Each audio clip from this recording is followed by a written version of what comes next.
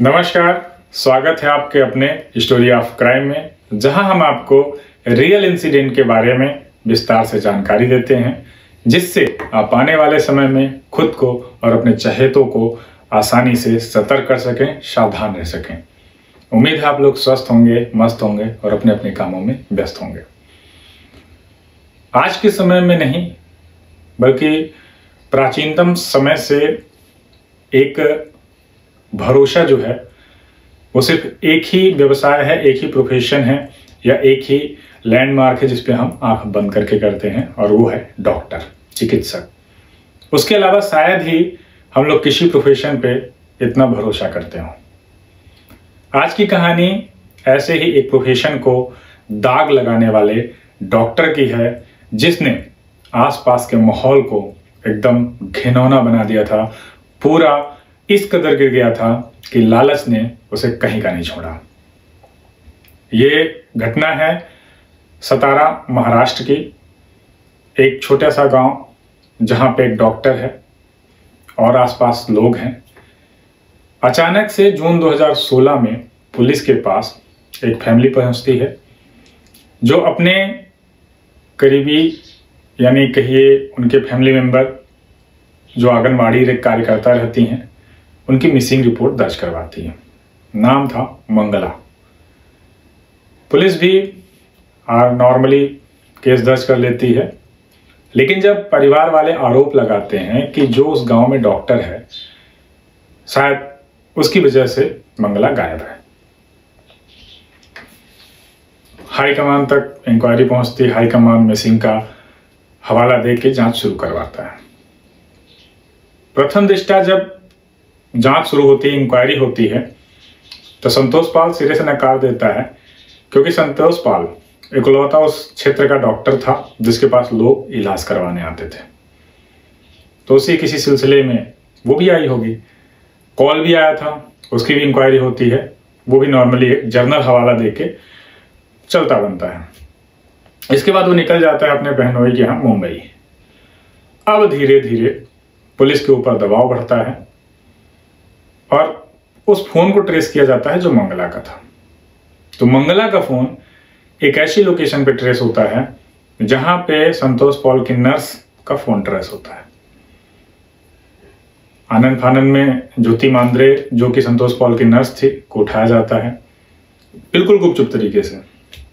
दबाव बनाते हैं तो कबूलती, हाँ, मंगला का जो खून है वो संतोष पॉल ने किया है। विटनेस।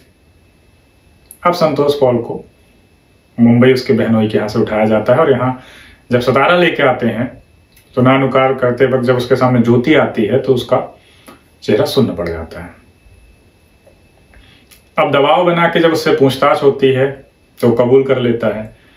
अब दूसरी जो सबसे बड़ी मुश्किल थी वो ये थी कि डेड बॉडी कहाँ है। स्निफर डॉग लगते हैं, लोग पूरी जांच में बैठते हैं, लेकिन कहीं भी कुछ मिलता नहीं है। जब वापस चलने लगते हैं तो एक कुत्ते को, जो उनके सर्च टीम का हिस्सा था, उसको खोदते देखते हैं एक पेड़ के नीचे। पेड़ था नारियल का। अब बदबू भी कम थी वहां पे, वजह थी पोल्ट्री फार्म। ये जो डॉक्टर था जिसके नाम पे ये एलिगेशन किया गया था, वो डॉक्टर कोई आम आदमी नहीं था, सामाजिक कार्यकर्ता भी था, घोटालों का उजागर करने के लिए आरटीआई एक्टिविस्ट भी था, जिसमें कई बार उसने बड़े बड़े लोगों को लपेटा था, पुलिस वालों को भी लपेटा था, जिसकी वजह से उस पर हाथ डालना किसी आग में हाथ डालने से कम नहीं था। बड़े बड़े लोगों को भी जानता था, पहुंच थी उसकी, एंटी करप्शन ब्यूरो में भी अच्छी खासी धौंस थी उसकी। धीरे धीरे उस जगह की खुदाई शुरू करते हैं जहां कुत्ता खोद रहा होता है। वहां से मंगला की लाश बरामद हो जाती है। अब संतोष पॉल के बारे में बताता हूं। संतोष पॉल ने बहुत बड़ा फार्म हाउस बना रखा था, नर्सिंग होम भी था, वहीं घर था। उस फार्म हाउस में पोल्ट्री फार्म भी था, साथ में झील तालाब जो छोटा मोटा कहते हैं वो भी था, मुर्गी पालन यानी पोल्ट्री फार्म भी था, जिसकी वजह से किसी को भी पता भी नहीं चलता था कि अंदर क्या हो रहा है। नारियल के बड़े बड़े पेड़ थे।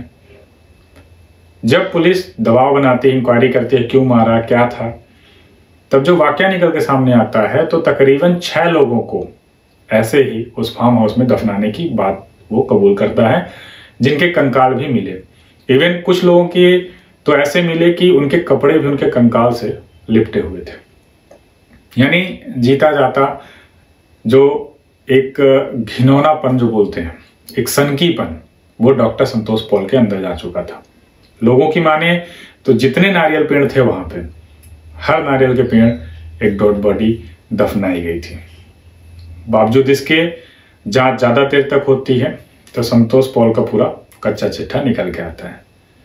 संतोष पॉल उन लोगों को ज्यादा शिकार बनाता था जो लोग सामाजिक रूप से कमजोर होते थे, बेसहारा होते थे, जिनके आगे पीछे कोई नहीं होता था, और ज्यादातर वो महिलाओं को ही शिकार करता था। करता कैसे था? ये खुद को एमबीबीएस बताता था, जबकि ये एमबीबीएस था नहीं। ये होम्योपैथिक में डिग्री धारक था और बड़ी बड़ी हॉस्पिटल में काम करने की वजह से, लैब टेक्नीशियन होने की वजह से, ऑपरेशन रूम में मेंटेनेंस की वजह से, वहाँ पे डॉक्टर का हेल्पर की वजह से इसको काफ़ी ज़्यादा ड्रग्स के नॉलेज हो चुकी थी। उन्हीं ड्रग्स का इस्तेमाल करके ये अपनी जो पेशेंट आती थी उनको देता था और उनके साथ घिनौने कृत्य करता था, उनसे लूट करता था, उनसे पैसे उगाता था, और बाद में जब सर से पानी ऊपर निकल जाता तो उन्हें वही ड्रग देके अपंग कर देता था। हालांकि कुछ रिपोर्ट में यह भी कहा गया है कि जितनों को उसने दफनाया था उस समय वो लोग जिंदा थे। मौत उस ड्रग की वजह से बहुत बाद में हुई, दम घुटने की वजह से हुई। हालांकि आज भी ये किस्सा जो है ये बहुत ज़्यादा ग्लोबलाइज नहीं हुआ है, लेकिन सोचिए आप आंख बंद करके किसी पे इतना भरोसा कर रहे हो और वो आपके साथ ऐसा करे। पोल्ट्री फार्म इतना कवर करके रखा हुआ था उसने कि जिसकी वजह से वहाँ जो गंध भी आती थी जिनको दफनाया है वो दब जाती थी।